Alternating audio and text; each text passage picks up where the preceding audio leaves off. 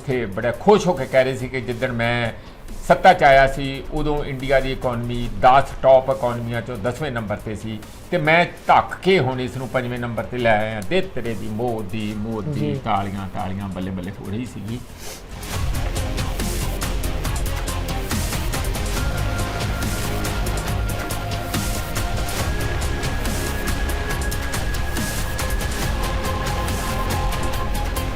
असल च गल ये आ कि दुनिया के सत्ता के संतुलन नूं बनाउण लई अमरीका जिहड़ा इस वेले लगातार कॉर्नर हो रहा तो फसदा जा रहा लगदा तो उहदी इकोनमी भी डिगदी जा रही है संकट च उसनूं असीं एक बड़े अहम भाईवाल नज़र आ रहे हैं।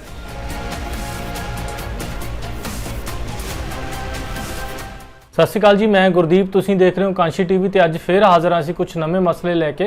अज साडे नाल फिर मौजूद ने प्रोफैसर मनजीत सिंह जी। प्रोफैसर साहब स्वागत है तुहाडा। बहुत बहुत धन्नवाद गुरदीप जी। प्रोफैसर साहब आपां गल करिए अपने थोड़े दिनों तो चर्चा च आ रहा जिहड़े मोदी साहब ने वो एक फॉरन फेरी ते गए ने। एक पासे तो देश दे विच जिहड़ा मणीपुर दे विच माड़े हालात होए हुए ने ते उन्होंने एक पोस्टर भी लाए ने, दूजे पासे मोदी साहब अपने प्रधानमंत्री साहब USA की फेरी ते गए ने। उत्थे वो जिहड़ी फेरी ते गए ने उहदा की उहदी अहमियत हैगी है जी? अहमियत बहुत ज़्यादा आ। तुसी जे देखो तो उत्थे ते एक ना अजकल मीडिया दे विच इन्नियां जानी वधा चढ़ा चक दे फट्टे पीए मुड़ के लभनी नहीं। प्रधानमंत्री मोदी दी जिहड़ी विजिट आ ते उत्थे एड्रैस करना जिहड़ा कांग्रेस नूं जिहड़े दोवें सैशन उन्हां दे दोवें चैंबर होणगे उस नूं जॉइंट सैशन नूं एड्रैस करना तुहानूं पता किहदे बराबर नैल्सन मंडेला ते विंसटन चर्चिल दे बराबर रख के उन्होंने देखा गया कि एडी वड्डी जिहड़ी गल हुई है। चंगी गल है साडे देश दे लई माण वाली गल है कि इस तरीके नाल जिहड़ा मीडिया उसनूं अछाल रहा आभार रहा और उसनूं एक प्रोजेक्ट कर रहा है इस पद्धर ते होया। दूसरा ये जिहड़ी 4 दिन की फेरी सी उहदे च कुछ तो इंटरनेशनल योगा डे सी उत्थे प्रधानमंत्री उन्होंने अपना सारा UN के लॉन्च दे विचों यूनाइटेड नेशन के लॉन्च के विचों इस गल का सुनेहा दिता कि यह एक साडी बहुत ही रवायती सेहत की एक्सरसाइज हैगी है, सारी दुनिया नूं अडॉप्ट करना चाहिए। तो UN ने ऑलरेडी योगा नूं नैशनल तौर के उत्ते कि एक इंटरनेशनल के तौर के उत्ते एक डे दे योगा डे के तौर पर अडॉप्ट कर लिया होया। रही गल कि इस फेरी के असली पेज की हैगे, असली पेज तो ये हैगे भाई अमरीका लई इस वेले गुरदीप जी इंडिया बहुत जरूरी है। इंडिया के नेड़े रहना बहुत जरूरी है। कारण जिहड़े गल्फ कंट्री है वो चीन वाल देखण लग गए। चीन ने उन्हां दे समझौते आपस विच ईरान दा ते गल्फ वालियां दा समझौता कराया है।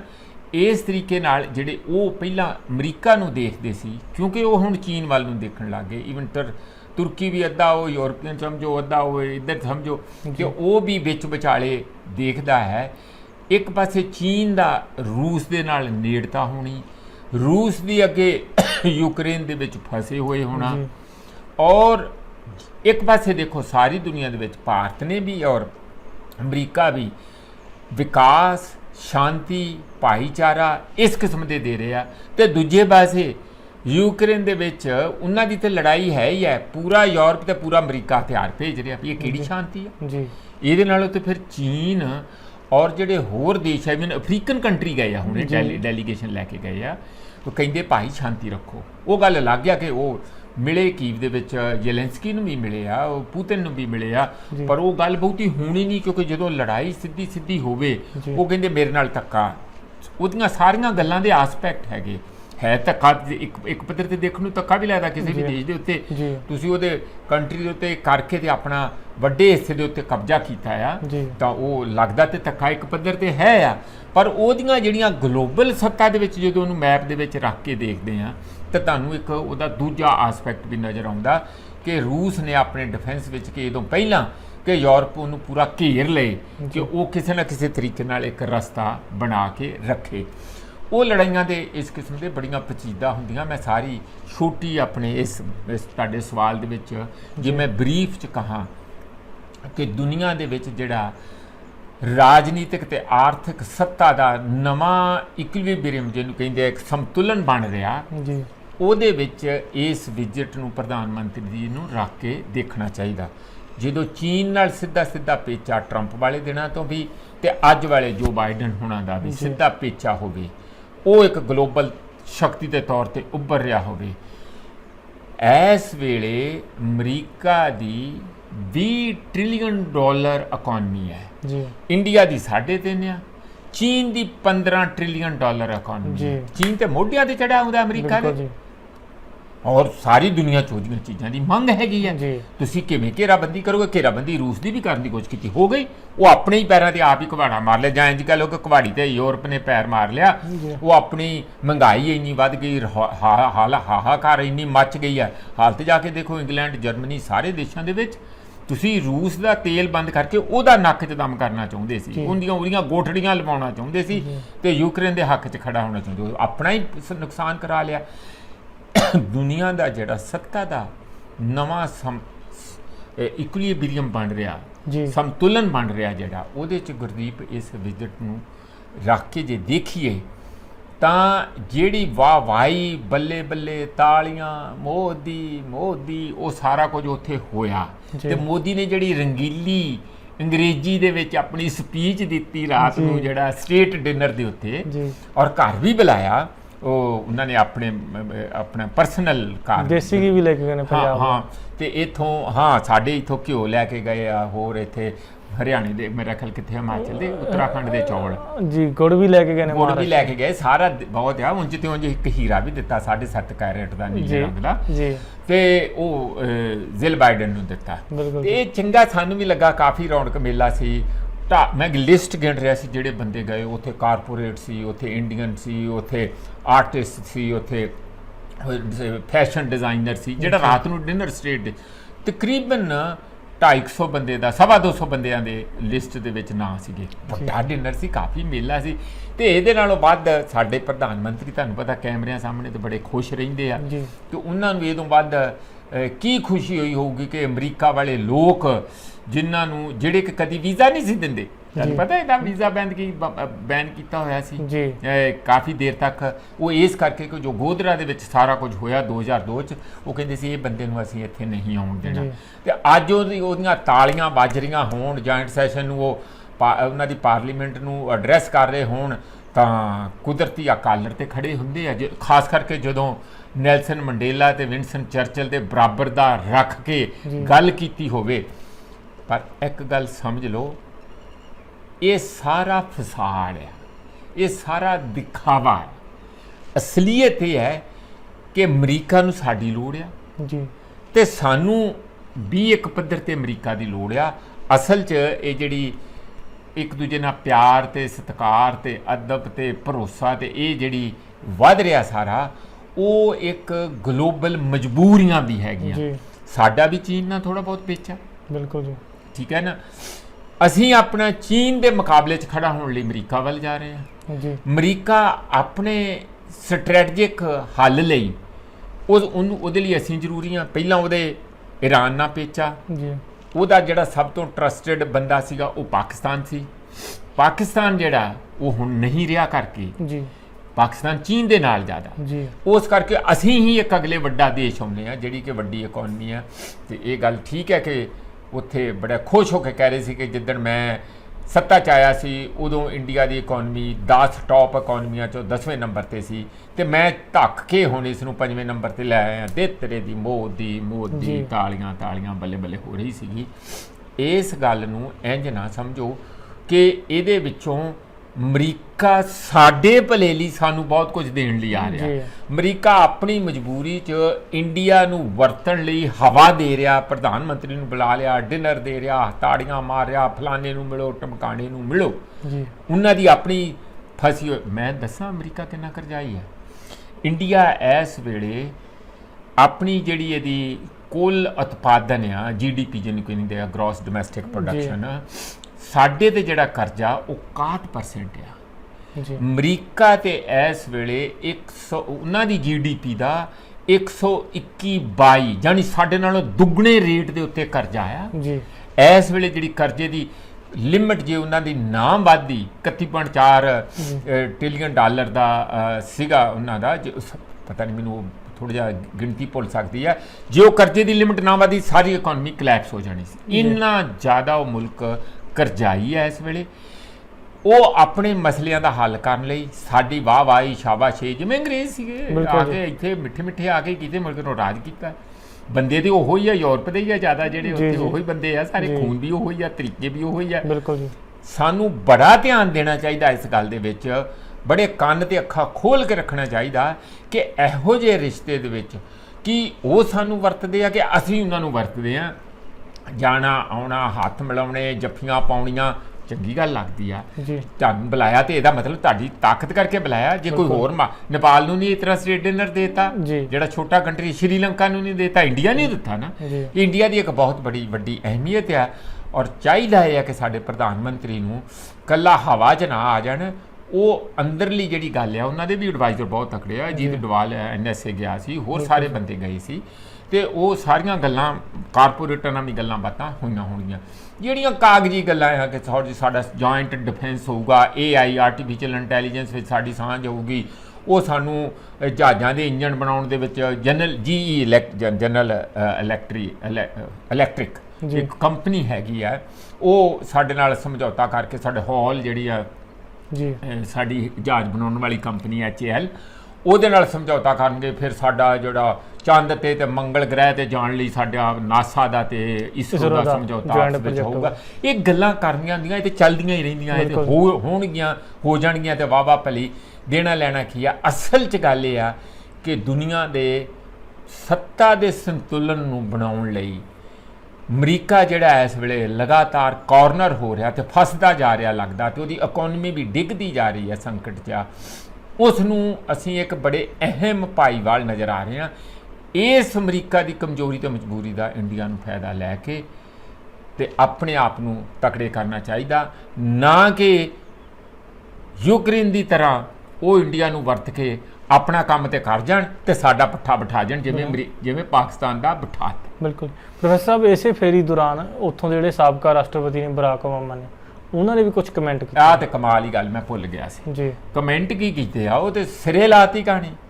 ਬਰਾਕ ਓਬਾਮਾ ਕਹਿੰਦਾ ਕਿ ਇਹ ਗੱਲਾਂ ਕਰਦੇ ਆ ਕਿ ਅਸੀਂ ਦੁਨੀਆ ਦੀਆਂ ਵੱਡੀਆਂ ਡੈਮੋਕ੍ਰੇਸੀਜ਼ ਆ, ਅਸੀਂ ਸ਼ਾਂਤੀ ਚਾਹੁੰਦੇ ਆ, ਅਸੀਂ ਡੈਮੋਕ੍ਰੇਸੀ ਹੈ, ਅਸੀਂ ਭਾਈਚਾਰਾ ਚਾਹੁੰਦੇ ਆ। ਇਹ ਗੱਲਾਂ ਕਰਦੇ, ਕਹਿੰਦੇ ਝੂਠ ਜੀ। ਘੱਟੋ ਘੱਟ ਕਹਿੰਦਾ ਮੋਦੀ ਜੀ ਬਾਰੇ ਜੇ ਮੈਨੂੰ ਸਿੱਧਾ ਸਵਾਲ ਪੁੱਛੋ ਤੁਸੀਂ ਕਿ ਕੀ ਇਹ ਡੈਮੋਕ੍ਰੇਟ ਹੈ, ਕੀ ਇਹ ਲੋਕਤੰਤਰ ਦੇ ਵਿੱਚ ਇਹਦਾ ਵਿਸ਼ਵਾਸ ਹੈ, ਇਹਦਾ ਮਾਈਂਡ ਸੈਟ ਹੈ, ਤੇ ਕਹਿੰਦਾ ਮੈਂ ਕਹੂੰਗਾ ਨਹੀਂ। ਫਿਰ ਉਹਨੇ ਕਿਹਾ ਕਿ ਜੋ ਬਾਈਡਨ ਦੀ ਜਗ੍ਹਾ ਜੇ ਮੈਂ ਹੁੰਦਾ ਤਾਂ ਮੈਂ ਸਿੱਧਾ ਇੱਕ ਤਲਖ ਸਵਾਲ ਪੁੱਛਦਾ ਪ੍ਰਧਾਨ ਮੰਤਰੀ ਨਰਿੰਦਰ ਮੋਦੀ ਜੀ ਨੂੰ ਕਿ ਕੀ ਤੇਰੇ ਦੇਸ਼ ਦੇ ਅੰਦਰ ਘੱਟ ਗਿਣਤੀਆਂ ਸੁਰੱਖਿਅਤ ਮਹਿਸੂਸ ਕਰ ਰਹੀਆਂ ਜੀ? ਕੀ ਉਹਨਾਂ ਦੇ ਨਾਲ ਕੋਈ ਵਿਤਕਰਾ ਨਹੀਂ ਹੋ ਰਿਹਾ? ਤੇ ਜੇ ਉਹ ਕਹਿੰਦਾ ਨਹੀਂ ਤੇ ਫਿਰ ਮੈਂ ਉਹਨੂੰ ਰਿਪੋਰਟਾਂ ਦਿਖਾਉਂਦਾ। ਕੁਦਰਤੀ ਹੈ, ਜੇ ਰਿਪੋਰਟਾਂ ਦਿਖਾਉਂਦਾ ਤਾਂ ਉਹਨੂੰ ਜਵਾਬ ਦੇਣਾ ਪੈਂਦਾ। ਇਸ ਲਈ ਇਹੋ ਜਿਹੇ ਜਿਹੜੇ ਔਖੇ ਸਵਾਲ, ਜਿਹੜੇ ਕਿਸੇ ਨੂੰ ਚੁੱਭਵੇਂ ਸਵਾਲ ਆ, ਉਹ ਜੋ ਬਾਈਡਨ ਨੂੰ ਪ੍ਰਧਾਨ ਮੰਤਰੀ ਨੂੰ ਕਰਨੇ ਚਾਹੀਦੇ ਸੀ। ਜੇ ਸੱਚੀ ਮੁੱਚੀ ਅਸੀਂ ਧਰਮ ਨਿਰਪੇਖ ਇੱਕ ਤਰੱਕੀ ਕਰਨ ਵਾਲੇ ਡੈਮੋਕ੍ਰੇਸੀ ਹੈ, ਲੋਕਾਂ ਦੇ ਲੋਕਤੰਤਰ ਹੈ, ਕਹਿੰਦੇ ਉਹਨਾਂ ਨੇ ਇਹ ਵੀ ਗੱਲ ਕਹੀ, ਬੜੀ ਵਧੀਆ ਗੱਲ ਕਹੀ ਕਿ ਜੇ ਐਸੇ ਹੀ ਬਿਮਾਰੀ ਨੂੰ ਜਿਹਦੇ ਵਿੱਚ ਧਰਮ ਦੇ ਨਾਂ 'ਤੇ ਨਫ਼ਰਤ ਤੇ ਭੈ ਸਮਾਜ ਵਿੱਚ ਲਗਾਤਾਰ ਪੈਦਾ ਕੀਤਾ ਜਾ ਰਿਹਾ, ਜੇ ਗੁਰਦੀਪ ਉਹ ਕਹਿੰਦਾ ਕਿ ਇਸ ਬਿਮਾਰੀ ਨੂੰ ਹੁਣੇ ਨਾ ਰੋਕਿਆ ਤਾਂ ਦੇਸ਼ ਇਕੱਠਾ ਰਹਿਣਾ ਮੁਸ਼ਕਿਲ। ਬਿਲਕੁਲ ਜੀ, ਇਹ ਗੱਲ ਅਸੀਂ ਇੱਥੇ ਬੈਠੇ ਕਹਿ ਰਹੇ ਹਾਂ ਤੇ ਬਰਾਕ ਓਬਾਮਾ ਨੇ ਤੇ ਬੜੀ ਸਮਝ ਵਾਲੀ ਗੱਲ ਕਹੀ ਹੈ। ਉਹ ਮੈਨੂੰ ਲੱਗਦਾ ਕਿ ਇਸ ਗੱਲ ਦੀ ਸਾਨੂੰ ਦੇਖੋ, ਹੈ ਉਹ ਵੀ ਡੈਮੋਕ੍ਰੈਟ ਹੈ, ਬਿਲਕੁਲ ਜੀ, ਇਹ ਵੀ ਡੈਮੋਕ੍ਰੈਟ ਹੈ। ਇਹ ਕੋਈ ਪਾਰਟੀਬਾਜ਼ੀ ਦੀ, ਵਿਰੋਧੀ ਪਾਰਟੀ ਦੀ ਗੱਲ ਨਹੀਂ ਹੈ ਜੀ। ਪ੍ਰੋਫੈਸਰ ਸਾਹਿਬ, ਇਸੇ ਦੇ ਨਾਲ ਆਪਾਂ ਦੇਖਿਆ ਕਿ ਦੇਸ਼ ਦੇ ਵਿੱਚ ਜਿਹੜੀ ਵਿਰੋਧੀ ਪਾਰਟੀਆਂ ਦੀ ਗੱਲ ਹੋ ਰਹੀ ਹੈ, ਜਿਵੇਂ ਬਰਾਕ ਓਬਾਮਾ ਤਾਂ ਚਲੋ ਵਿਰੋਧੀ ਨਹੀਂ ਹੈਗਾ, ਨਾ ਤਾਂ ਉਹਨੇ ਇਲੈਕਸ਼ਨਾਂ ਲੜਨੀਆਂ ਨੇ ਇੱਥੇ ਇੰਡੀਆ 'ਚ ਆ ਕੇ। ਜਿਹੜੀਆਂ ਵਿਰੋਧੀ ਪਾਰਟੀਆਂ ਨੇ ਉਹ ਅੱਜ ਪਟਨਾ ਦੇ ਵਿੱਚ ਇਕੱਠੀਆਂ ਹੋ ਰਹੀਆਂ ਸੀ, ਉਹਨਾਂ ਦਾ ਜਿਹੜਾ ਇਕੱਠੇ ਹੋਣ ਦਾ ਪਿੱਛੇ ਮੰਤਵ ਕੀ ਸੀ? ਅਜੇ ਉਹ ਜਦੋਂ ਅਸੀਂ ਇਹ ਗੱਲ ਕਰ ਰਹੇ ਹਾਂ ਤਾਂ ਅਜੇ ਉਹ ਮੀਟਿੰਗ ਪ੍ਰੋਸੈਸ ਦੇ ਵਿੱਚ ਹੈ ਜੀ। ਬੰਦੇ ਇਕੱਠੇ ਹੋ ਗਏ ਆ, ਬੜਾ ਉਤਸ਼ਾਹ ਆ ਉਹਦੇ 'ਚ। ਇੱਕ ਹੀ ਜਿਸ ਤਰ੍ਹਾਂ ਹੁੰਦਾ ਨਾ ਕਿ ਛੱਪੜ 'ਤੇ ਥੋੜ੍ਹੀ ਜਿਹੀ ਢੀਮ ਮਾਰ ਦੇਣੀ ਤੇ ਛੱਲਾਂ ਜੀਆਂ ਉੱਠਣ ਲੱਗ ਜਾਂਦੀਆਂ, ਉਹ ਕੇਜਰੀਵਾਲ ਨੇ ਨਿੱਕੀ ਜਿਹੀ ਢੀਮ ਜ਼ਰੂਰ ਮਾਰਤੀ ਹੈ। ਉਹਨੇ ਢੇਲੀ ਇਹ ਮਾਰਤੀ ਹੈ ਕਿ ਕਾਂਗਰਸ ਨੂੰ ਇਹ ਕਿਹਾ ਕਿ ਗੱਲ ਸੁਣ ਲਓ, ਮੈਂ ਸਾਰਿਆਂ ਨੂੰ ਘੁੰਮ ਕੇ ਭਗਵੰਤ ਮਾਨ ਵਾਲੇ ਜਹਾਜ਼ ਤੇ ਬਹਿ ਕੇ ਸਾਰੀ ਜਗ੍ਹਾ ਘੁੰਮ ਕੇ ਦੇਸ਼ ਦੇ ਵਿੱਚ ਸਾਰਿਆਂ ਨੂੰ ਮਨਾ ਲਿਆ। ਉਹ ਕਹਿੰਦੇ ਕਿ ਅਸੀਂ ਜਿਹੜਾ ਹਮਲਾ ਕੇਂਦਰ ਦੀ ਸਰਕਾਰ ਨੇ ਦਿੱਲੀ ਦੇ ਹੱਕ ਹਕੂਕਾਂ ਦੀ, ਦਿੱਲੀ ਦੀ ਸਰਕਾਰ ਤੇ ਹੱਕ ਹਕੂਕਾਂ ਦਾ ਕੀਤਾ ਤੇ ਆਰਡੀਨੈਂਸ ਲੈ ਕੇ ਆਏ ਆ, ਜਿਹਨੂੰ ਉਹ ਹੁਣ ਲਾਅ ਬਣਾਉਣਾ ਜਾ ਰਹੇ ਆ ਕਿ ਜੇ ਸਾਨੂੰ ਤੁਸੀਂ ਰਾਜ ਸਭਾ ਦੇ ਵਿੱਚ, ਉਹਨਾਂ ਨੇ ਕਿਹਾ ਕਿ ਬਾਕੀ ਦਿਆਂ ਨੇ ਤਾਂ ਕਹਿ ਦਿੱਤਾ ਕਿ ਅਸੀਂ ਰਾਜ ਸਭਾ ਦੇ ਵਿੱਚ ਉਸ ਆਰਡੀਨੈਂਸ ਦੀ ਵਿਰੋਧਤਾ ਕਰਾਂਗੇ ਜਦੋਂ ਬਿੱਲ ਦੇ ਰੂਪ ਦੇ ਵਿੱਚ ਆਊਗਾ, ਪਰ ਕਾਂਗਰਸ ਹਜੇ ਤੱਕ ਚੁੱਪ ਬੈਠੀ ਹੈ। ਉਹ ਭਗਵੰਤ ਮਾਨ ਕੇਜਰੀਵਾਲ ਪਟਨੇ ਪਹੁੰਚ ਗਏ ਆ, ਨਿਤਿਸ਼ ਕੁਮਾਰ ਜਿਹੜੇ ਆ ਉਹਨਾਂ ਦੀ ਰੈਜ਼ੀਡੈਂਸ ਤੇ ਮੀਟਿੰਗ ਚੱਲ ਰਹੀ ਹੈ। ਮੀਟਿੰਗ ਦੀ ਇੰਤਜ਼ਾਰ ਇਸ ਕਰਕੇ ਪਹਿਲਾਂ ਕਰਨੀ ਸੀ, ਪੋਸਟਪੋਨ ਕੀਤੀ ਸੀ ਕਿਉਂਕਿ ਕਾਂਗਰਸ ਇੱਕ ਵੱਡੇ ਸੂਬੇ, ਵੱਡੀ ਸ਼ਕਤੀ ਹੈ, ਰਾਜਨੀਤਿਕ ਸ਼ਕਤੀ ਹੈ, ਤੇ ਉਹ ਰਾਹੁਲ ਗਾਂਧੀ ਬਾਹਰ ਗਿਆ ਸੀ ਤੇ ਉਹ ਵਾਪਸ ਆ ਕੇ ਉਹ ਵੀ ਉੱਥੇ ਪਟਨੇ ਪਹੁੰਚ ਚੁੱਕੇ ਆ। ਤੁਹਾਨੂੰ ਸਾਰੀਆਂ ਜਿਹੜੀਆਂ ਕਲਿੱਪਿੰਗਸ ਨਜ਼ਰ ਆ ਰਹੀਆਂ, ਔਰ ਉਹਨਾਂ ਦਾ ਕਹਿਣਾ ਕੇਜਰੀਵਾਲ ਦਾ ਕਿ ਜੇ ਕਾਂਗਰਸ ਮੀਟਿੰਗ ਤੋਂ ਪਹਿਲਾਂ ਇਸ ਗੱਲ ਦਾ ਭਰੋਸਾ ਨਹੀਂ ਦਿੰਦੀ ਕਿ ਉਹ ਜਦੋਂ ਬਿੱਲ ਆਊਗਾ ਰਾਜ ਸਭਾ ਦੇ ਵਿੱਚ ਕਿ ਉਹ ਸਾਡੀ ਮਦਦ ਕਰਨਗੇ ਔਰ ਇਸ ਬਿੱਲ ਨੂੰ ਜਿਹੜਾ ਉੱਥੇ ਹੀ ਬੰਦ ਕਰਨ ਤੇ ਰੋਕਣ ਦੇ ਵਿੱਚ ਸਾਡਾ ਸਾਥ ਦੇਣਗੇ, ਜੇ ਉਹ ਇਹਦਾ ਵਾਅਦਾ ਨਹੀਂ ਕਰਦੇ, ਕਾਂਗਰਸ ਨਹੀਂ ਕਰਦੀ, ਤੇ ਮੈਂ ਫਿਰ ਮੀਟਿੰਗ 'ਚ ਸ਼ਾਮਿਲ ਨਹੀਂ ਹੋਊਂਗਾ। ਇਹ ਇੱਕ ਗੁਰਦੀਪ ਵੱਡੀ ਗੱਲ ਹੈਗੀ ਆ, ਔਰ ਜੇ ਇਸ ਲਈ ਗੱਲ ਟੁੱਟਦੀ ਹੈ ਕੇਜਰੀਵਾਲ ਵੱਲੋਂ ਤਾਂ ਉਹਨਾਂ ਨੂੰ ਰੀਵਿਊ ਕਰ ਲੈਣਾ ਚਾਹੀਦਾ। ਮੇਰਾ ਖਿਆਲ ਹੈ ਏਡੇ ਸਖਤ ਸਟੈਂਡ ਨਹੀਂ ਹੋਣਾ ਚਾਹੀਦਾ। ਪਰਸੂਏਸ਼ਨ ਜਿਹੜੀ ਆ, ਪਤਿਆਉਣਾ ਮਨਾਉਣਾ, ਉਹ ਜ਼ਿਆਦਾ ਬੈਠ ਰਿਹਾ ਹੈ, ਨਾ ਕਿ ਤੁਸੀਂ ਕਿਸੇ ਇੱਕ ਮੇਨ ਮੁੱਖ ਧਿਰ ਨੂੰ ਆਪਣੀ ਵੱਲੋਂ ਇੱਕ ਕੰਡੀਸ਼ਨਲ ਪਾਰਟਿਸਿਪੇਸ਼ਨ ਕਰੋ। ਉਹ ਕੋਈ ਬਹੁਤਾ ਚੰਗਾ ਸੁਨੇਹਾ ਅੱਜ ਦੇ ਦੌਰ ਦੇ ਵਿੱਚ, ਅੱਜ ਦੀ ਇਸ ਘੜੀ ਦੇ ਵਿੱਚ ਨਹੀਂ ਜਾਊਗਾ। ਇੱਕ ਗੱਲ ਮੈਂ ਕਹਿ ਦਿਆਂ, TMC ਵੱਲੋਂ, ਹੋਰਨਾਂ ਵੱਲੋਂ ਵੀ, ਕਿਉਂਕਿ ਈਡੀ ਨੇ ਜੋ ਪੂਰਾ ਇੱਥੇ ਉਦਮ ਮਚਾਇਆ ਆ, ਬਹੁਤ ਇੱਧਰ ਉੱਧਰ ਜਾਣੀ ਕਹਿ ਦੇ ਤੜਥੱਲੀ ਮਚਾਈ ਹੋਈ ਹੈ ਉਹਦੇ ਡਰ ਨੇ, ਸਾਰੀਆਂ ਪਾਰਟੀਆਂ ਜਿਹੜੀਆਂ ਵਿਰੋਧੀ ਪਾਰਟੀਆਂ, ਉਹਨਾਂ ਨੂੰ ਇੱਕ ਗੱਲ ਸਮਝ ਆ ਗਈ ਵੀ ਜੇ ਬਚਣਾ ਤੇ ਆਪਾਂ ਰਲ ਕੇ ਇੱਕ ਪਰਿਵਾਰ ਵਾਂਗੂ ਚੱਲਣਾ ਪਊਗਾ। ਇਹ ਗੱਲ ਬਾਰ-ਬਾਰ ਆ ਰਹੀ ਹੈ ਕਿ ਹੁਣ ਇਹ ਜਿਹੜੀ ਗੱਲ ਪਹਿਲਾਂ ਪ੍ਰਪੋਜ਼ ਕੀਤੀ ਜਾ ਰਹੀ ਸੀ ਕਿ ਸਾਰੀਆਂ ਵਿਰੋਧੀ ਪਾਰਟੀਆਂ ਜਾਣੀ ਉਹ ਇੱਕ ਦੂਜੇ ਨਾਲ ਵੋਟਾਂ ਨਾ ਵੰਡਣ, ਪਰਿਵਾਰ ਦਾ ਮਤਲਬ ਵੀ ਜੇ ਇੱਕ ਨੇ ਖੜਾ ਕਰਤਾ ਸਮਝੌਤਾ ਕਰ ਲਓ, ਦੂਜਾ ਉਹਦੇ ਵਿਰੁੱਧ ਖੜਾ ਹੀ ਨਾ ਕਰੇ, ਤੇ ਸਾਹਮਣੀ ਟੱਕਰ ਦੇ ਜ਼ਿਆਦਾ ਅਸਾਰ ਰਹਿਣ, ਤੇ ਸਾਹਮਣੀ ਟੱਕਰ 'ਚ ਤੇ ਉਲਟਾਏ ਹੀ ਪਏ ਆ। ਉਧਰੋਂ ਉਹ ਗੱਲ ਲੱਗ ਗਿਆ ਕਿ ਅੱਜ ਗੱਲਾਂ ਕਰਦਿਆਂ ਅਮਿਤ ਸ਼ਾਹ ਉਹਨਾਂ ਨੇ ਕਿਹਾ, ਪਤਾ ਨਹੀਂ ਕਿੱਥੇ ਉਹ ਭਾਸ਼ਣ ਦੇ ਰਹੇ ਸੀਗੇ, ਉਹਨਾਂ ਨੇ ਕਿਹਾ ਕਿ ਦੇਖੋ ਅਸੀਂ 300 ਤੋਂ ਸੀਟਾਂ ਤੋਂ ਵੱਧ ਦੁਬਾਰਾ ਸੱਤਾ ਵਿੱਚ ਆ ਰਹੇ ਹਾਂ, ਜਿੰਨੀਆਂ ਮਰਜ਼ੀ ਮੀਟਿੰਗਾਂ ਕਰ ਲੈਣ, ਕੋਈ ਇਹਦਾ ਮਤਲਬ ਨਹੀਂ ਹੈ। ਚਲੋ ਉਹ ਤਾਂ ਪਾਰਟੀਆਂ ਦੇ ਆਪੋ ਆਪਣੇ ਕਲੇਮ ਹੁੰਦੇ ਆ, ਪਰ ਇਹ ਜਿਹੜੀ ਮੀਟਿੰਗ ਵਿਰੋਧੀ ਪਾਰਟੀਆਂ ਦੀ 2024 ਦੀ ਚੋਣਾਂ ਤੋਂ ਪਹਿਲਾਂ ਬੜੀ ਅਹਿਮ ਤੇ ਕਰੂਸ਼ੀਅਲ ਮੀਟਿੰਗ ਹੈ। ਉਹਦੇ ਰਿਜ਼ਲਟ ਨੂੰ ਅਸੀਂ ਵੇਟ ਕਰਦੇ ਹਾਂ ਅਗਲੇ ਨਿਊਜ਼ ਬੁਲੇਟਿਨ ਤੱਕ। ਪ੍ਰੋਫੈਸਰ ਸਾਹਿਬ, ਇੱਕ ਪਾਸੇ ਤਾਂ ਕੇਜਰੀਵਾਲ ਨੇ ਕੋਸ਼ਿਸ਼ ਕੀਤੀ ਆ ਕਿ ਆਰਡੀਨੈਂਸ ਤੋਂ ਬਾਅਦ ਜਦੋਂ ਉਹਨਾਂ ਦੀ ਆਪਣੀ ਸਰਕਾਰ ਡੁੱਬਦੀ ਨਜ਼ਰ ਆ ਰਹੀ ਸੀ, ਤੇ ਉਹਨਾਂ ਨੇ ਕੋਸ਼ਿਸ਼ ਕੀਤੀ ਹੈ ਵਿਰੋਧੀ ਧਿਰ ਦੀਆਂ ਸਾਰੀਆਂ ਪਾਰਟੀਆਂ ਨੂੰ ਇਕੱਠੇ ਕਰਨ ਦੀ, ਜੋ ਕਿ ਪਹਿਲਾਂ ਵੀ ਮਮਤਾ ਬੈਨਰਜੀ ਉਹਨਾਂ ਨੇ ਕੋਸ਼ਿਸ਼ ਕੀਤੀ ਸੀ। ਦੂਜੇ ਪਾਸੇ ਜੋ ਪੰਜਾਬ ਦੇ ਵਿੱਚ ਉਹੀ ਮੋਦੀ ਵਾਲੀ ਇੱਥੇ ਆਪਣੀ ਜਿਹੜੀ ਰਾਜਨੀਤੀ ਚਲਾ ਰਹੇ ਨੇ, ਪੰਜਾਬ ਦੇ ਵਿੱਚ ਦੇਖਿਆ ਕਿ ਪਿਛਲੇ ਦਿਨਾਂ ਤੋਂ ਜਦੋਂ SGPC ਦੇ ਪ੍ਰਧਾਨ ਨੂੰ ਹਟਾਇਆ ਗਿਆ, ਉਸ ਤੋਂ ਬਾਅਦ ਉਹ 'ਚ ਜਿਹੜੀ ਉਹਦੀ ਆਟੋਨਮੀ ਤੇ ਇੰਟਰਫੇਰੈਂਸ ਕਰਨ ਦੀ ਕੋਸ਼ਿਸ਼ ਕੀਤੀ ਗਈ ਆ। ਲੋਕਾਂ ਦਾ ਕਹਿਣਾ ਹੈ ਕਿ ਸਿਰਫ ਪ੍ਰਸਾਰਣ ਤੱਕ ਨਹੀਂ ਹੈਗਾ, ਇਸ ਪ੍ਰਸਾਰਣ ਵਾਲੀ ਜਿਹੜੀ ਇੱਕ ਬਿੱਲ ਲੈ ਕੇ ਆਏ ਨੇ, ਉਸ ਤੋਂ ਇਲਾਵਾ ਪੂਰੀ SGPC ਦੇ ਵਿੱਚ ਘੁਸਣ ਦਾ ਮਸਲਾ ਹੈਗਾ। ਪ੍ਰੋਫੈਸਰ ਸਾਹਿਬ, SGPC ਦੇ ਵਿੱਚ ਅੱਜ ਕੱਲ੍ਹ ਉਹ ਜਿਹੜਾ ਬਿੱਲ ਤੋਂ ਬਾਅਦ ਕੀ ਵਿਵਾਦ ਉੱਠੇ ਹੋਏ ਨੇ, ਉਹਦੇ ਬਾਰੇ ਕੀ ਕਹਿਣਾ? ਕਾਫੀ ਵਿਵਾਦ ਉੱਠੇ ਆ। ਇੱਕ ਤੇ ਜਿਹੜਾ ਜ਼ਿਆਦਾ ਵਿਵਾਦ ਆ ਉਹ ਤੇ ਖੈਰ ਧਾਮੀ ਸਾਹਿਬ ਜਾ ਕੇ ਗਵਰਨਰ ਨੂੰ ਮਿਲ ਆਏ ਆ, ਉਹਨਾਂ ਨੇ ਰਿਪਰੈਜ਼ੈਂਟੇਸ਼ਨ ਦਿੱਤੀ ਆ। ਉਹਨਾਂ ਨੇ ਕਿਹਾ, ਗਵਰਨਰ ਨੂੰ ਕਿਹਾ ਕਿ ਭਾਈ ਸਾਹਿਬ ਇੱਥੇ ਦਸਤਖਤ ਨਾ ਕਰਿਓ, ਤੇ ਗਵਰਨਰ ਨੇ ਕਿਹਾ ਕਿ ਦੇਖੋ ਮੈਂ ਪੂਰਾ ਉਹਦਾ ਘੋਖ ਪੜਤਾਲ ਕਰ ਲੈਣ ਦਿਓ ਮੈਨੂੰ, ਤੇ ਮੈਂ ਆਪਣੇ ਜਿਹੜੇ ਕਾਨੂੰਨਦਾਨ ਹੈਗੇ ਉਹਨਾਂ ਦੀ ਸਲਾਹ ਲੈਣਾ ਆ, ਤੇ ਲੀਗਲ ਐਡਵਾਈਸ ਤੇ ਮੈਂ ਦੇਖੂੰਗਾ ਕਿ ਜੇ ਇਸ ਨੂੰ ਬਿੱਲ ਨੂੰ ਜਿਹੜਾ SGPC ਦੀ ਅਮੈਂਡਮੈਂਟ ਜਿਹੜੇ ਉਹਦੇ ਕਾਨੂੰਨ ਦਾ ਕੀਤਾ ਹੈ ਉਸ ਨੂੰ ਜੇ ਰਿਜੈਕਟ ਕਰ ਸਕਦਾ ਹੈ ਰਿਜੈਕਟ ਕਰੂੰਗਾ, ਨਹੀਂ ਤੇ ਫਿਰ ਹੋ ਸਕਦਾ ਉਹ ਬਿਨਾਂ ਦਸਤਖਤ ਤੋਂ ਜਾਂ ਆਪਣੀ ਸਲਾਹ ਦੇ ਨਾਲ ਰਾਸ਼ਟਰਪਤੀ ਨੂੰ ਵੀ ਭੇਜ ਦੇ। ਬਹੁਤੀ ਉਹਦੀ ਕੋਈ ਉਮੀਦ ਨਹੀਂ ਹੈ ਉਹਨਾਂ ਚੀਜ਼ਾਂ ਦੇ ਪਾਸ ਹੋਣ ਦੀ, ਪਰ ਨਾਲੋਂ ਨਾਲ SGPC ਨੇ ਆਪਣਾ 26 ਤਰੀਕ ਨੂੰ ਅਜਲਾਸ ਸੱਦ ਲਿਆ ਆ ਜਨਰਲ ਹਾਊਸ, ਤੇ ਉਹਦੇ ਵਿੱਚ ਦੇਖਦੇ ਆ ਕਿ ਉਹ ਕੀ ਫੈਸਲੇ ਲੈਂਦੇ ਆ। ਪਰ ਹਾਲ ਦੀ ਘੜੀ ਮੈਨੂੰ ਲੱਗਦਾ ਕਿ ਜੋ ਮਾਹੌਲ ਬਣਿਆ ਉਹ ਸੁਖਾਵਾਂ ਮਾਹੌਲ ਨਹੀਂ ਹੈਗਾ। ਸਰਕਾਰ ਨੂੰ, ਕਿਸੇ ਨੂੰ ਵੀ ਚੁਣੀ ਹੋਈ ਸਰਕਾਰ ਨੂੰ ਧਰਮ ਦੇ ਮਾਮਲਿਆਂ 'ਚ ਥੋੜ੍ਹਾ ਦੂਰੀ ਬਣਾ ਕੇ ਹੀ ਰੱਖਣੀ ਚਾਹੀਦੀ ਹੈ। ਕੁਛ ਜ਼ਿਆਦਾ ਹੀ ਹੋ ਗਿਆ ਮੇਰਾ ਖਿਆਲ ਹੈ ਕਿ ਜਿੱਥੋਂ ਤੱਕ ਆਪਾਂ ਅੱਗੇ ਵੀ ਗੱਲ ਕੀਤੀ ਸੀਗੀ ਗੁਰਦੀਪ ਜੀ, ਜਿੱਥੋਂ ਤੱਕ ਸੀਗੀ ਕਿ ਪ੍ਰਸਾਰਨ ਕਿਹਨੂੰ ਦੇਣਾ ਗੁਰਬਾਣੀ ਦਾ, ਉਸ ਦੇ ਹੋਰ ਵੀ ਕਈ ਤਰੀਕੇ ਸੀ। ਤੁਹਾਨੂੰ ਇਹੋ ਜਿਹਾ ਬਿੱਲ ਲਿਆ ਕੇ ਤੇ ਉਸ ਦਾ ਕਾਨੂੰਨ ਬਣਾਉਣ ਦੀ ਕੋਸ਼ਿਸ਼ ਨਹੀਂ ਸੀ ਕਰਨੀ ਚਾਹੀਦੀ, ਜਿਸ ਨੂੰ ਬਹੁਤੀਆਂ ਧਾਰਮਿਕ ਸਾਡੀਆਂ ਹਸਤੀਆਂ ਆ ਜਾਂ ਪੋਲੀਟੀਕਲ ਪਾਰਟੀਆਂ ਵੀ ਹੈਗੀਆਂ ਉਹਨਾਂ ਨੇ ਇਸ 'ਤੇ ਰੋਸ਼ ਵੀ ਕੀਤਾ ਤੇ ਵਿਰੋਧ ਵੀ ਕੀਤਾ। ਜਿਹੜਾ ਉਹਦਾ ਆਫਟਰ ਇਫੈਕਟ ਹੋਇਆ ਆ ਉਹ ਇੱਕ ਨਵਾਂ ਚੱਲ ਰਿਹਾ ਕਿ ਇਸੇ ਹੀ ਦੌਰਾਨ ਗਿਆਨੀ ਹਰਪ੍ਰੀਤ ਸਿੰਘ ਹੁਣੀ ਰਿਜ਼ਾਈਨ ਕਰ ਗਏ ਜੀ। ਪੰਜੌਲੀ ਸਾਹਿਬ ਜਿਹੜੇ SGPC ਦੇ ਮੈਂਬਰ ਆ ਕਰਨੈਲ ਸਿੰਘ ਪੰਜੌਲੀ, ਉਹਨਾਂ ਨੇ ਕਿਹਾ ਕਿ ਅਸਲੀ ਮਾਮਲਾ ਹੈ ਕਿ ਇਹ ਰਿਜ਼ਾਈਨ ਕਰਵਾਇਆ ਗਿਆ। ਉਹ ਜੀ ਕਿਉਂ? 3 ਬੰਦੇ ਜਿਹਦੇ 'ਚ ਵਿਰਸਾ ਸਿੰਘ ਵਲਟੋਵਾ ਵੀ ਸੀਗਾ ਤੇ ਹੋਰ ਵੀ 2 ਬੰਦੇ ਉਹਦੇ 'ਚ ਚੀਮਾ ਸਾਹਿਬ ਵੀ ਨਾਲ ਸੀਗੇ ਜਿਹੜੇ ਅਕਾਲੀ ਦਲ ਦੇ ਲੀਡਰ ਹੈਗੇ ਆ, ਇੱਕ ਕੋਈ ਹੋਰ ਸੀਗੇ। ਇਹ 3 ਜਾਣੇ ਇੱਕ ਚਿੱਠੀ ਲੈ ਕੇ ਗਏ ਸੀਗੇ ਗਿਆਨੀ ਹਰਪ੍ਰੀਤ ਸਿੰਘ ਹੋਣਾ ਕੋਲ। ਉਹਨਾਂ ਨੂੰ ਇਹ ਕਿਹਾ ਸੀਗਾ ਕਿ ਤੁਸੀਂ ਜਿਹੜਾ ਧਰਮ ਸੰਕਟ ਬਾਦਲ ਪਰਿਵਾਰ ਲਈ ਬਣਿਆ ਹੋਇਆ ਹੈ ਕਿ ਉਹਨਾਂ ਨੇ ਉਦੋਂ ਸੱਚੇ ਸੌਦੇ ਡੇਰਾ ਜਿਹੜਾ ਆ ਉਹਨਾਂ ਨੂੰ ਮਾਫੀ ਦੇ ਕੇ ਤੇ ਉਹ ਜਾਂ ਬਰਗਾੜੀ ਵਾਲਾ ਸਾਰਾ ਜੋ ਵੀ ਮਾਮਲਾ ਉਹਨਾਂ ਦੇ ਅਪਾਰੀ ਪੈ ਗਿਆ, ਉਹਦੇ ਤੋਂ ਉਹਨਾਂ ਨੂੰ ਧਰਮ ਸੰਕਟ ਚੋਂ ਕੱਢਣ ਲਈ, ਮੁਕਤ ਕਰਾਉਣ ਲਈ ਉਹਨਾਂ ਨੇ ਕੋਈ ਚਿੱਠੀ ਦਿੱਤੀ ਕਿ ਇਸ ਤਰੀਕੇ ਨਾਲ ਤੁਸੀਂ ਆਪਣੀ ਵੱਲੋਂ ਕਹੋ ਕਿ ਅਸੀਂ ਉਹਨਾਂ ਦੀ ਇਸ ਗੱਲ ਨੂੰ ਮੁਕਤ ਕੀਤਾ ਜੀ।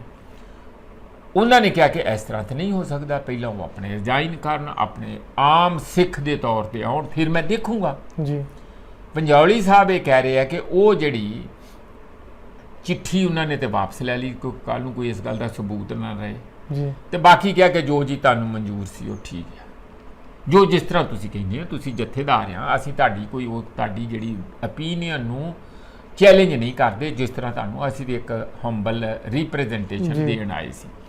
ਪਰ ਉਦੋਂ ਬਾਅਦ ਫਿਰ ਲਗਾਤਾਰ ਉਹ ਇੱਕ ਕਿਸਮ ਦਾ ਅਨਸੈਡ ਬਾਈਕਾਟ ਦਬਾਅ ਉਹ ਬਣਿਆ ਰਿਹਾ ਤੇ ਜਿਹਦਾ ਰਿਜ਼ਲਟ ਇਹ ਨਿਕਲਿਆ ਕਿ ਉਹ ਹੁਣ ਤਖਤ ਦਮਦਮਾ ਸਾਹਿਬ ਦੇ ਜਥੇਦਾਰ ਰਹੇ ਜੀ। ਇਸ ਦੇ ਅਕਾਲ ਤਖਤ ਦੇ ਜਥੇਦਾਰ ਜਿਹੜੇ ਨਵੇਂ ਰਘਬੀਰ ਸਿੰਘ ਉਹਨਾਂ ਨੇ ਜੁਆਇਨ ਕਰ ਲਿਆ। ਦੂਜੇ ਪਾਸੇ ਇੱਕ ਨਵੀਂ ਗੱਲ ਇਹ ਕਿ ਰਾਜੋਆਣਾ ਜਿਹੜੇ ਹੈ ਜੀ, ਉਹਨਾਂ ਨੇ ਇਹ ਕਹਿਤਾ ਕਿ ਗਿਆਨੀ ਹਰਪ੍ਰੀਤ ਸਿੰਘ ਉਹਨਾਂ ਬਾਰੇ ਜਿਹੜੇ ਅਕਾਲ ਤਖਤ ਦੇ ਫਾਰਮਰ ਜਥੇਦਾਰ, ਇਹ ਬਿਆਨ ਦੇ ਦਿੱਤਾ ਅੱਜ ਕਿ ਦਿੱਲੀ ਵਾਲਿਆਂ ਨਾਲ ਜਾਰੀ ਤੇ ਪੰਥ ਨਾਲ ਗਦਾਰੀ ਜੀ। ਇਸੇ ਟੋਨ ਦੇ ਵਿੱਚ ਵਿਰਸਾ ਸਿੰਘ ਵਲਟੋਆ ਤੇ ਪਹਿਲਾਂ ਹੀ ਗੱਲ ਕਹਿੰਦੇ ਸੀ, ਕਿਹਾ ਉਹਨਾਂ ਨੇ ਬੜੇ ਹੀ ਹੰਬਲ ਤੇ ਸੌਫਟ ਟੋਨ ਦੇ ਵਿੱਚ ਆ, ਪਰ ਉਹਨਾਂ ਨੇ ਇਹ ਗੱਲਾਂ ਜ਼ਰੂਰ ਕਹੀਆਂ ਕਿ ਗਿਆਨੀ ਹਰਪ੍ਰੀਤ ਸਿੰਘ ਹੁਣੀ ਉਹ ਸਾਡੇ ਬੜੇ ਅਹਿਮ ਰਹੇ ਆ, ਅਸੀਂ ਉਹਨਾਂ ਬਾਰੇ ਕੁਝ ਨਹੀਂ ਕਹਿ ਸਕਦੇ, ਪਰ ਨਾਲੋਂ ਨਾਲ ਕਹਿਣੋਂ ਰਹਿ ਵੀ ਨਹੀਂ ਸਕਦੇ। ਇਸ ਟੋਨ ਦੇ ਵਿੱਚ ਕਹਿ ਕੇ ਕਿ ਜੋ ਕਹਿ ਰਹੇ ਆ, ਜਿਸ ਕਿਸਮ ਦੀ ਉਹਨਾਂ ਨੇ ਇੰਟਰਵਿਊ ਦਿੱਤੀ ਗਿਆਨੀ ਹਰਪ੍ਰੀਤ ਸਿੰਘ ਹੁਣਾਂ ਨੇ ਕਿ ਜੇ ਇਸ ਕਿਸਮ ਦਾ ਪ੍ਰਭਾਵ ਦੇਣਾ ਕਿ ਚੰਗਾ ਹੋਇਆ ਮੇਰਾ ਚਰਖਾ ਟੁੱਟਾ ਜਿੰਦ ਜਾਪੋਂ ਛੁੱਟੀ, ਵੀ ਇਹ ਉਹ ਹੱਸ ਕੇ ਕਹਿ ਰਹੇ ਆ। ਉਹਨਾਂ ਦੀ ਬਾਡੀ ਲੈਂਗੁਏਜ ਦੇਖੋ ਕਿ ਉਹ ਇੱਕ ਐਡੇ ਵੱਡੇ ਬੈਠੇ ਅਹੁਦੇ 'ਤੇ ਸਾਡੇ ਫਾਰਮਰ ਜਥੇਦਾਰਾਂ ਦਾ ਉਹ ਤੌਰ ਤਰੀਕਾ ਠੀਕ ਨਹੀਂ ਹੈ। ਇਸ ਲਈ ਉਹਨਾਂ ਨੇ ਆਪਣਾ ਰੋਸ਼ ਲਗਾਤਾਰ, ਤੁਹਾਨੂੰ ਪਤਾ ਵਿਰਸਾ ਸਿੰਘ ਵਲਟੋਆ ਸੀ ਜਿਹੜਾ ਨੇ ਸਭ ਤੋਂ ਪਹਿਲਾਂ ਇਸ ਗੱਲ ਦਾ ਰੋਸ਼ ਕੀਤਾ ਸੀਗਾ ਕਿ ਉਹ ਦਿੱਲੀ ਦੇ ਵਿੱਚ ਰਾਘਵ ਚੱਡੇ ਦੀ ਮੰਗਣੀ 'ਤੇ ਕਿਉਂ ਗਏ।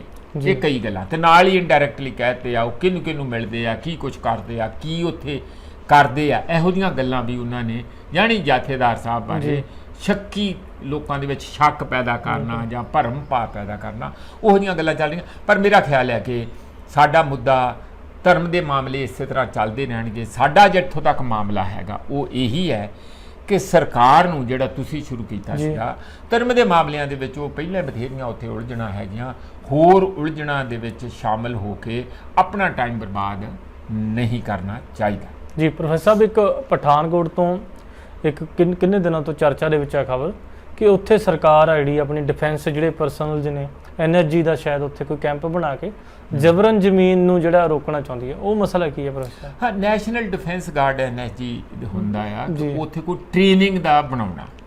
ਉਹ ਸਕੂਲ ਪਿੰਡ ਆ ਪਠਾਨਕੋਟ ਦੇ ਵਿੱਚ, ਬਾਰਡਰ ਦੇ ਨੇੜੇ ਆ ਜੀ। ਉਹ ਲੋਕ ਫਾਰਮਰ ਸਾਰੇ ਇਸ ਕਰਕੇ ਵਿਰੋਧਤਾ ਕਰ ਰਹੇ ਆ ਵੀ ਪਹਿਲਾਂ ਦੇ ਇੱਥੇ ਕੋਈ ਜਾਂਦਾ ਨਹੀਂ ਸੀ, ਜ਼ਮੀਨ ਨੂੰ ਅਸੀਂ ਆਬਾਦ ਕੀਤਾ, ਸਾਰਾ ਕੁਝ ਕੀਤਾ। ਹੁਣ ਜਦੋਂ ਐਨ ਵਧੀਆ ਜ਼ਮੀਨ ਬਣ ਗਈ ਆ, ਉਪਜਾਊ ਆ, ਸਾਰਾ ਕੰਮ ਕਾਜ ਲੋਕ ਲੱਗੇ ਹੋਏ ਆ, ਤੁਸੀਂ ਜ਼ਮੀਨ 103 ਏਕੜ ਵਾਪਸ ਲੈਣ ਆ ਗਏ। ਪਹਿਲਾਂ ਤਾਂ ਇੱਥੇ ਕੋਈ ਵੀ ਈਵਨ BSF ਵੀ ਰਹਿਣ ਲਈ ਇਸ ਗੱਲ ਤੇ ਜਗ੍ਹਾ ਤੇ ਤਿਆਰ ਨਹੀਂ ਸੀ ਜੀ। ਜਦੋਂ ਮਤਲਬ ਲੋੜ ਸੀਗੀ ਉਦੋਂ, ਜਦੋਂ ਆਬਾਦ ਕਰਤਾ, ਜਦੋਂ ਸਾਰਾ ਕੁਝ ਹੋ ਗਿਆ, ਤੁਸੀਂ ਕਬਜ਼ਾ ਕਰਨ ਨੂੰ ਸਾਨੂੰ ਮਨਜ਼ੂਰ ਨਹੀਂ ਹੈ। ਇਸ ਗੱਲ ਤੇ ਕਾਫੀ ਚਰਚਾ ਚੱਲ ਰਹੀ ਆ। ਹੁਣ ਉਹ ਦੇਖਦੇ ਆ ਕਿ ਉਹ ਵੀ, ਕਿਉਂਕਿ ਪੰਜਾਬ ਦੇ ਜੰਮਿਆਂ ਨੂੰ ਨਿੱਤ ਮੁਹਿੰਮਾਂ, ਉਹ ਵੱਡੇ ਪੱਧਰ ਤੇ ਬਾਕੀ ਕਿਸਾਨ ਯੂਨੀਅਨਾਂ ਵੀ ਉੱਥੇ ਆ ਕੇ ਸੰਯੁਕਤ ਕਿਸਾਨ ਮੋਰਚਾ ਕੋਈ ਇਹ ਵੱਡਾ ਮੋਰਚਾ ਬਣਦਾ ਜਾਂ ਕੋਈ ਉਹਦਾ ਵਾਇਆ ਮੀਡੀਆ ਨਿਕਲ ਆਉਂਦਾ। ਵੈਸੇ ਡਿਸਟ੍ਰਿਕਟ ਜਿਹੜਾ ਡਿਸਟ੍ਰਿਕਟ ਦਾ, ਜ਼ਿਲ੍ਹੇ ਦਾ, ਉੱਥੇ ਦਾ ਐਡਮਿਨਿਸਟ੍ਰੇਸ਼ਨ ਆ, ਸਾਰਾ ਪ੍ਰਬੰਧਨ ਲੋਕ ਹੈਗੇ ਆ, ਉਹ ਲੱਗੇ ਹੋਏ ਤੇ ਹੈ ਕਿ ਡੀਸੀ ਜਾਂ ਹੋਰ ਸਾਰਾ ਕੋਈ ਹੱਲ ਨਿਕਲ ਆਏ।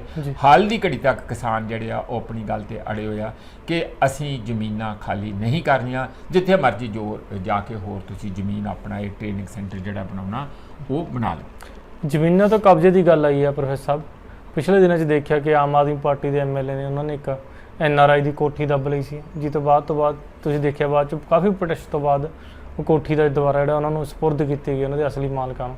ਉਹਦੇ ਵਿੱਚ ਵੀ ਕਹਿੰਦੇ ਕੱਲ੍ਹ ਤੋਂ ਇੱਕ ਨਵਾਂ ਮੋੜ ਆਇਆ ਕਿ ਕੋਠੀ ਦੀਆਂ ਚਾਬੀਆਂ ਤਾਂ ਦੇ ਦਿੱਤੀਆਂ ਸੀ ਪਰ ਉਹਦਾ ਪੋਜੈਸ਼ਨ ਨਹੀਂ ਦਿੱਤਾ ਸੀ, ਤੇ ਹੁਣ ਉਹਦਾ ਕੀ ਸਟੇਟਸ ਆ ਪ੍ਰੋਫੈਸਰ ਸਾਹਿਬ? ਦੇਖੋ ਗੁਰਦੀਪ ਯਾਰ, ਉਹ ਤੇ ਨਾ ਥੋੜੀ ਨਿਰਾਸ਼ਾ ਵਾਲੀ ਗੱਲ ਹੋਈ ਜੀ। ਨਿਰਾਸ਼ਾ ਵਾਲੀ ਗੱਲ ਇਸ ਤਰ੍ਹਾਂ ਕਿ ਜਿਹੜੇ ਬੰਦੇ ਨਾਨ ਪੋਲੀਟੀਕਲ ਹੁੰਦੇ ਆ ਜੀ, ਕਈ ਵਾਰੀ ਉਹ ਤੇਜ਼ ਤਰਾਰ ਤੇ ਹੁੰਦੇ ਆ, ਹੱਕ ਹਕੂਕ ਲਈ ਵੀ ਬੜੇ ਬੁਲੰਦੀ ਨਾਲ ਲੜਦੇ ਆ, ਪਰ ਉਹਨਾਂ ਨੂੰ ਜਿਹੜੀਆਂ ਰਾਜਨੀਤਿਕ ਪੇਚ ਜਿਹੜੇ ਬਰੀਕੀ ਦੇ ਹੁੰਦੇ ਉਹ ਸਮਝ ਨਹੀਂ ਆਉਂਦੇ। ਜੀ, ਇਹੋ ਹੀ ਗੱਲ ਮੈਨੂੰ, ਤੁਸੀਂ ਦੇਖਿਆ ਰੈਸਲਰ ਵਾਲਾ ਮਾਮਲਾ, ਜੀ, ਬੀਬੀਆਂ ਵਾਲਾ, ਜੀ, ਕਿੰਨੇ ਤੁਸੀਂ ਬੋਲੇ ਅਸੀਂ ਬੋਲੇ, ਸਾਰੇ ਜਾ ਕੇ ਵੀ ਆਏ, ਪ੍ਰੋਟੈਸਟ ਵੀ ਕੀਤੇ, ਕਿਸਾਨ ਚਲੇ ਗਏ, ਕੱਲੀ ਕਿਸਾਨ ਯੂਨੀਅਨ ਚਲੇ ਗਈ, ਖਾਪ ਪੰਚਾਇਤਾਂ ਹੋ ਗਈਆਂ, ਜਾਣੀ ਪੱਗਾਂ ਲੱਥ ਗਈਆਂ, ਮਾਰ ਪਟਾਈ ਸਾਰਾ ਕੁਝ ਹੋ ਗਿਆ। ਤੇ ਜਦੋਂ ਠਾਕਰ ਦੇ ਨਾਲ, ਅਨੁਰਾਗ ਠਾਕਰ ਸਪੋਰਟਸ ਮਿਨਿਸਟਰ, ਉਹਦੇ ਨਾਲ ਜਦੋਂ ਗੱਲ ਹੋਈ ਤੇ ਚੁੱਪ ਕਰਕੇ ਜੁਆਇਨ ਕਰ ਗਏ, ਤੇ ਮਗਰੋਂ ਕਹੀ ਜਾਣ ਨਹੀਂ ਸਾਡਾ ਸੰਘਰਸ਼ ਜਿਹੜਾ ਆ ਉਹ ਉਸੇ ਤਰ੍ਹਾਂ ਹੀ ਆ। ਜਦੋਂ ਜੁਆਇਨ ਕਰਕੇ ਆਪਣੀ ਜਗ੍ਹਾ ਸੰਘਰਸ਼ ਫਿਰ ਉਸੇ ਤਰ੍ਹਾਂ ਕਿੱਥੋਂ ਰਹਿਣਾ? ਤੁਸੀਂ ਇਹੋ ਜਿਹੇ ਜਿਹੜੇ ਕਰੂਸ਼ੀਅਲ ਫੈਸਲੇ ਹੁੰਦੇ ਆ, ਜਿੱਥੇ ਇੱਕ ਐਡੇ ਵੱਡੇ ਉਸ ਜਿਹੜੇ ਬੰਦੇ ਦਾ ਬੜਾ ਅਪਰਾਧੀ ਬੈਕਗਰਾਉਂਡ ਹੋਵੇ, ਜਿਹਨੂੰ ਸ਼ਰਨ ਸਿੰਘ ਕੀ ਕਹਿੰਦੇ, ਬ੍ਰਿਜ ਭੂਸ਼ਣ ਸ਼ਰਨ ਸਿੰਘ, ਉਹਦੇ ਨਾਲ ਪੰਗਾ ਲਿਆ ਹੋਵੇ, ਤੇ ਜਿਹੜਾ ਲਲਕਾਰ ਕੇ ਕਹਿੰਦਾ ਕਿ ਮੈਂ ਮਰਡਰ ਕੀਤੇ ਹੋਏ ਆ, ਤੇ ਤੁਸੀਂ ਉਸ ਨੂੰ ਜੇਲ੍ਹ 'ਚ ਕਰਾਉਣਾ, ਤੇ ਆਪ ਇੰਨੇ ਸਿੱਧੇਪਣ ਨਾਲ ਥੋੜ੍ਹੀ ਹੋਊਗਾ। ਫਿਰ ਤੁਹਾਨੂੰ ਵੀ ਤੇ ਥੋੜਾ ਉਸੇ ਕਿਸਮ ਦੀ ਸਮਝਦਾਰੀ ਤੇ ਉਸੇ ਕਿਸਮ ਦੀ ਜ਼ਿੱਦ ਤੇ ਤਾਕਤ ਇਕੱਠੀ ਕਰਨੀ ਪਊ। ਉਹ ਕਾਫੀ ਹੱਦ ਤੱਕ ਹੋ ਗਿਆ ਸੀ, ਉਹਨੂੰ ਥੋੜਾ ਜਿਹਾ ਧੱਕਾ ਲਾ ਕੇ ਉਹ ਹੋ ਸਕਦਾ ਸੀ, ਤੇ ਉਹਨਾਂ ਨੂੰ ਪਤਾ ਲੱਗ ਗਿਆ ਸਰਕਾਰ ਨੂੰ ਕਿ ਨਾ ਇਹ ਕੱਲ ਗੜਬੜ ਹੋ ਜਾਣੀ ਆ, ਇਹ ਬੰਦਾ ਜਿਹੜਾ ਸਾਡਾ ਕੱਲ ਨੂੰ MP ਨਹੀਂ ਖੜਾ ਹੋ ਸਕਣਾ। ਉਹਨੇ ਵੀ ਦਬਾਅ ਪਾਇਆ ਹੋਣਾ ਕਿ ਮੈਂ ਤੇ ਦੇਖੋ ਕੋਈ ਵੀ ਬੰਦਾ ਆਪਣਾ ਪੋਲੀਟੀਕਲ ਬੰਦਾ, ਏਡਾ ਵੱਡਾ ਬੰਦਾ ਜਿਹੜਾ ਉੱਥੇ ਇੰਨਾ ਕਲਾਊਡ ਹੈਗਾ, ਉਸ ਨੂੰ ਲੂਜ਼ ਨਹੀਂ ਕਰਨਾ ਚਾਹੁੰਦਾ। ਬਿਲਕੁਲ ਇਸੇ ਤਰ੍ਹਾਂ ਹੀ ਜਿਹੜਾ ਇਹ ਮਾਮਲਾ ਸੀ ਪ੍ਰਾਪਰਟੀ ਦਾ ਤੁਸੀਂ ਕਹਿ ਰਹੇ ਜੀ ਗੁਰਦੀਪ, ਚਾਹੀਦਾ ਇਹ ਸੀਗਾ ਇਹਦੇ 'ਚ ਕਿ ਬੀਬੀ ਧਾਲੀਵਾਲ ਜਿਹੜੀ ਆਈ ਆ, ਉਹਨਾਂ ਦੇ ਮਾਤਾ ਜੀ ਆਏ ਹੋਏ ਆ, ਜਾਂ ਹੋਰ ਵੀ ਜਿਹੜੇ ਸੀ ਜਿਹੜੇ ਲੜਾਈ ਕਰ ਰਹੇ ਸੀ ਇੰਨੀ ਦੇਰ ਦੀ, ਜਿੱਦਣ ਹੀ ਉਹਨਾਂ ਨੂੰ ਚਾਬੀ ਮਿਲ ਗਈ ਉਦਣ ਉਹ ਮੀਡੀਆ 'ਚ ਆ ਕੇ ਸਾਰਿਆਂ ਦਾ ਖੁੱਲ੍ਹ ਦਿਲੀ ਨਾਲ ਧੰਨਵਾਦ ਕਰਦੇ ਕਿ ਤੁਹਾਡੇ ਬਗੈਰ ਸਾਡੇ ਕਿਸੇ ਨੇ ਬਾਤ ਨਹੀਂ ਸੀ ਪੁੱਛਣੀ।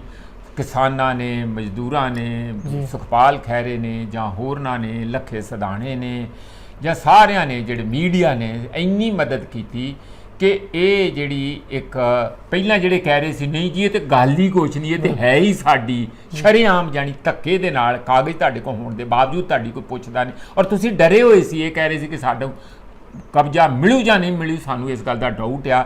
ਤੇ ਜਦੋਂ ਚਾਬੀ ਮਿਲ ਗਈ ਸੀ ਤਾਂ ਤੁਹਾਨੂੰ ਸਾਰਿਆਂ ਦਾ ਖੁਦ ਦਿਲੇ ਨਾਲ ਧੰਨਵਾਦ ਕਰਨਾ ਚਾਹੀਦਾ ਸੀ। ਹੋਇਆ ਕੀ, ਇਹਦੇ ਉਲਟ ਅਜੇ ਆ ਹੁਣ ਦੀ ਕੱਲ ਦੀ ਗੱਲ ਹੈ, ਸੁਖਪਾਲ ਖਹਿਰੇ ਹੁਣੀ ਤੇ ਵੱਡਾ SSP ਨੂੰ ਰੈਲੀ ਕਰਕੇ ਤੇ ਬੋਲ ਕੇ ਤੇ ਸਾਰੀ ਧਮਕੀਆਂ ਦੇ ਕੇ ਆਇਆ ਕਿ ਜੇ ਤੁਸੀਂ ਸਾਰਿਆਂ ਤੇ ਕੇਸ ਨਹੀਂ ਬਣਾਏ ਤੇ ਅਸੀਂ ਇੱਥੇ ਆ ਕੇ ਹੋਰ ਲੜਾਈ ਦਿਆਂਗੇ। ਉਹਦੇ ਵਿੱਚ ਲੱਖਾ ਸਿਧਾਣਾ ਵੀ ਸੀਗਾ। ਬਿਲਕੁਲ।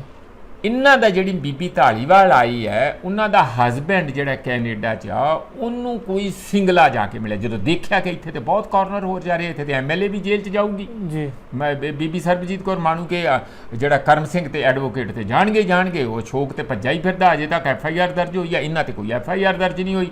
ਵੀ ਮਾਮਲਾ ਜਿਹੜਾ ਕਿਸਾਨਾਂ ਤੱਕ ਪਹੁੰਚ ਗਿਆ, ਇਹ ਬਵਾਲ ਬਹੁਤ ਜ਼ਿਆਦਾ ਵੱਡਾ ਬਣਨਾ। ਉਹ ਕਹਿੰਦੇ ਉਹਨਾਂ ਨੇ ਸਿੰਗਲਾ ਕੋਈ ਆਮ ਆਦਮੀ ਪਾਰਟੀ ਦਾ ਸਿੰਪੈਥਾਈਜ਼ਰ ਕੈਨੇਡਾ 'ਚ ਹੋਊਗਾ, ਉਹ ਕਹਿੰਦਾ ਮੈਂ ਤੁਹਾਡੀ ਗੱਲ ਕਰਾ ਦੇਣਾ, ਕੋਈ ਗੱਲ ਨਹੀਂ, ਕੋਠੀ ਤੁਹਾਨੂੰ ਮਿਲ ਜੂਗੀ ਜੀ। ਉਹ ਗੱਲ ਕਰਾਈ, SSP ਨਾਲ ਗੱਲ ਹੋ ਗਈ, SSP ਨੇ ਕਿਹਾ ਕਿ ਤੁਹਾਨੂੰ ਬਲਤੇਜ ਪੰਨੂ ਦੇ ਨਾਲ ਕੋਈ ਗੱਲ ਹੋ ਜੂਗੀ। ਉਹਨਾਂ ਨੇ ਜੀ ਕਰਾ ਕੇ ਬਲਤੇਜ ਪੰਨੂ ਜਿਹੜਾ ਉਹ ਜਿਹੜੇ ਮੀਡੀਆ ਐਡਵਾਈਜ਼ਰ ਜਾਂ ਮੀਡੀਆ ਦੇ ਇੰਚਾਰਜ ਹੈਗੇ ਆ ਸਰਕਾਰ ਆਮ ਆਦਮੀ ਪਾਰਟੀ ਦੀ ਸਰਕਾਰ 'ਚ, ਇਹ ਸਾਰੀ ਗੱਲ 'ਚੋਂ ਨਿਕਲਿਆ ਤੇ ਉਹ ਚਾਬੀ ਦੇ ਦਿੱਤੀ। ਹੁਣ ਗੱਲ ਇਹ ਸੋਚਣ ਵਾਲੀ ਹੈ ਜੀ। ਕਿ ਜਿਹੜੀ ਇਹ ਲਾਸਟ ਮੂਮੈਂਟ ਇੱਕ ਦੋ ਬੰਦਿਆਂ ਨਾਲ ਗੱਲ ਹੋਈ, ਚਾਬੀ ਉਹਦੇ ਕਰਕੇ ਮਿਲੀ, ਜਾਂ ਜਿਹੜੀ 15-20 ਦਿਨ ਲੋਕਾਂ ਨੇ ਇੱਥੇ ਊਧਮ ਮਚਾ ਛੱਡਿਆ, ਜਾਂ ਇੰਨਾ ਇੱਥੇ ਰੌਲਾ ਰੱਪਾ ਪਾ ਕੇ ਰੱਖਿਆ, ਇੰਨਾ ਦਬਾਅ ਬਣਾਇਆ, ਇੰਨੀ ਧਮਕੀਆਂ ਦਿੱਤੀਆਂ ਔਰ ਇੰਨਾ ਪ੍ਰਚਾਰ ਕੀਤਾ ਇਸ ਗੱਲ ਦਾ, ਉਹਨਾਂ ਦੇ ਦਬਾਅ ਕਰਕੇ ਮਿਲੀ। ਜੀ। ਉਹਨਾਂ ਨੇ ਢਾਲੀਵਾਲ ਨੇ ਇੱਕ ਵੀਡੀਓ ਜਾਰੀ ਕਰਕੇ ਕਹਿ ਦਿੱਤਾ ਕਿ ਅਸੀਂ ਬੜੇ ਧੰਨਵਾਦੀ ਹਾਂ ਬਲਦੇਵ ਪੰਨੂ ਹੋਣਾ ਦੇ, ਜਾਂ ਹੋਰਨਾਂ ਦੇ, ਵਿੱਚੇ ਸਿੰਗਲਾ ਦਾ ਵੀ ਕਹਿ ਦਿੱਤਾ ਹੋਣਾ, ਕਿ ਜਿਨ੍ਹਾਂ ਨੇ ਸਾਨੂੰ ਇਹ ਮੀਟਿੰਗ ਕਰਵਾਈ ਔਰ ਸਾਨੂੰ ਇਹ ਚਾਬੀ ਮਿਲ ਗਈ। ਜੀ। ਇਸ ਗੱਲ ਦੇ ਉੱਤੇ ਲੱਖਾ ਸਿਧਾਣਾ ਨੂੰ ਸੱਤੀ ਕੱਪੜੀ ਅੱਗ ਲੱਗ ਗਈ। ਜੀ। ਉਹਨਾਂ ਨੇ ਖੜਕਾਇਆ ਫੋਨ ਉੱਥੇ ਕੈਨੇਡਾ 'ਚ, ਜੋ ਤੁਸੀਂ ਦੇਖੀ ਹੋਣੀ ਆ ਵੀਡੀਓ, ਹੱਥ 'ਚ ਉਹਨਾਂ ਨੇ ਸਪੀਕਰ ਤੇ ਲਾ ਲਿਆ ਆਪਣਾ ਫੋਨ ਵੀਡੀਓ। ਜੀ।